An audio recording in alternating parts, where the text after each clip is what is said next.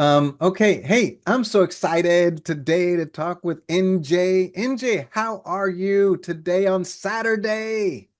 I'm well, brother. I'm well. I'm glad to be here. Glad for the opportunity to share and talk with you, man. One of my favorite people of all time. So, only thing I'm really kind of disappointed that you're not Ken, but that's all. That's It's all good. that's right. Ken, you saw it on LinkedIn. I had my last picture out there. I had to kind of wind down the Ken because I'd used it three conferences this year. And truth be told, the hat came from my niece. Ah, And the boots I bought right before the last conference in Wisconsin that we were at. And there, they didn't have men's boots that were kin boots, right? yeah. Pink. So there were women's boots, and I had to buy them a size higher. And so my niece, who is almost taller than me, I'm 5'8" and change, she tried on the boots and she said, "Oh my gosh, they fit me." So she wore the boots and the hat and a Barbie outfit for Oh, Halloween just wow. yesterday. Oh, wow. Awesome. So we were Awesome. able to recycle the Ken Good, good, good, uniform. good, So good. anyway, Start being next part of year, your, yeah. yeah, start being part of your brand, man. That's right. Well, next year I'll have to come up with something else. Each year I try to change it up, but Gotcha. it'll be a secret. It'll be a secret. Well, today, Tech Talk Tony, I'm so glad you're joining us here on Tech Talk Tony, everybody. By the way, this is my friend NJ. And so it's really exciting to have NJ here today because we're going to talk about elevating employee engagement because especially in today's world, there's two things that we face. One is we face, when we're face to face, how to get people to be engaged. But also, we face when people are working remotely, how to get employees engaged. And a lot of us, if you manage, this is a key topic of how to be helpful with engagement and get everybody's input and feedback. So, NJ, how's that sound? Like a good topic today? It sounds good. It sounds really good. Okay, okay. Well, I say let's just crack on into it. So I'm gonna go into a first question that I'm excited to ask you, which is how do you elevate employee engagement? I figure we'll just start right off the bat with how do we elevate that because it's I know it's a continual thing and I know relationships have to be nurtured, but what how do we do this? How do we elevate employee engagement?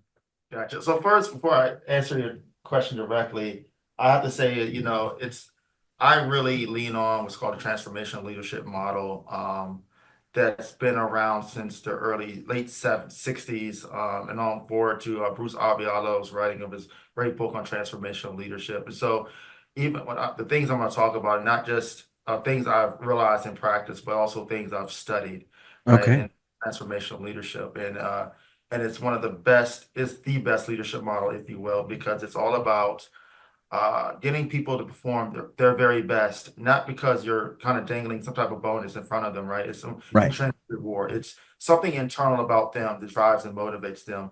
And it's also important to notice that, to highlight that, because as I talk about different ways and methods and things that you do, you will hear the spirit of that comes from that creating a personal desire to Right. become a person's best, to show up and be their person's best.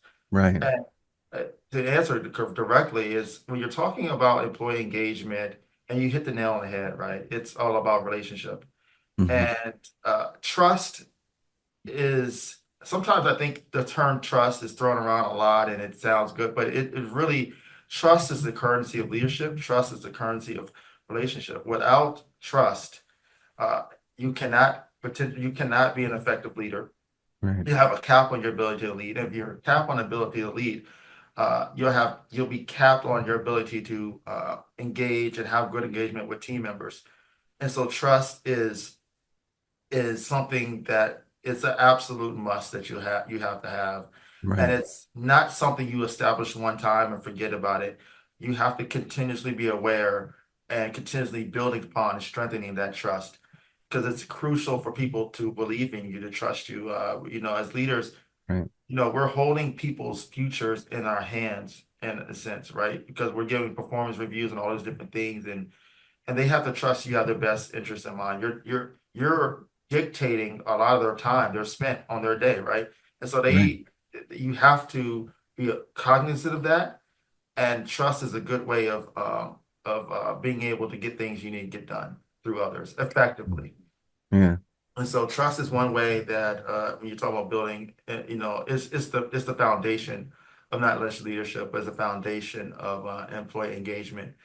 And then, well, I think, for me, it's four different stages that I look at when we talk about employee engagement. I just did a talk in Wisconsin about that. It was called participant to partners, and maybe we'll get through that. But it's each stage. It's not a checkbox, not a checklist of things you do. Like I do this one thing, I build trust. Check. Next, let me go on, forget that. Let me go to the next thing. Everything builds upon one another, Mhm. and so that when you get to the final stage, which actually I call partnership, all these other things are built in together, and they have to continue to be with one another, to continue to grow with one another. So it's I love that. about trust. And then I like there's another big thing I would say is modeling the behaviors you would like.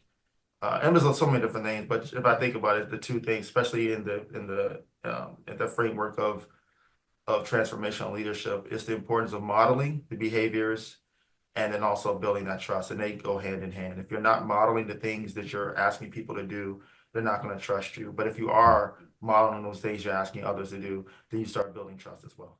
I love that. I love that. And I agree with you. Two things. First of all, one is the ability to not have a checklist, right? When you're trying to build trust, it's not a checklist. Matter of fact, there was a LinkedIn post about this, and it talked about leaders and what they do.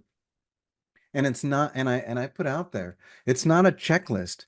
It's actually a mindset, Oh right? my God. Like you know in your mind what you should be doing. And because of that, you automatically do that when you see certain elements, moving forward. It's a mindset, not a checklist. And I love that. And 100%.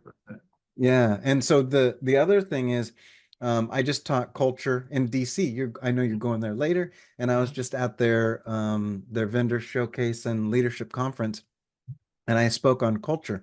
And actually, the whole, I have 6 to 8 slides, right? The Oh, perfect type of presentation, six yeah. to eight slides, because the first slide it was an hour session, but we spent the first 40 minutes on the first slide talking about one thing. What is a trust environment? Now, everybody has their own methodology about talking about trust and leadership and all this stuff. So I needed to come up with something that, is just, Like, I yeah, own it, right? But it's going to still yeah, underneath it be all the same things that people say. yeah, And so we talk about what is that trust environment? Are you able to make mistakes? Is it encouraged to take risk? And so I agree with you 100%. It's a mindset and it's about the trust that you have. Now, yeah. you had talked about the stages of employee engagement. Can you go over all the stages? Yeah.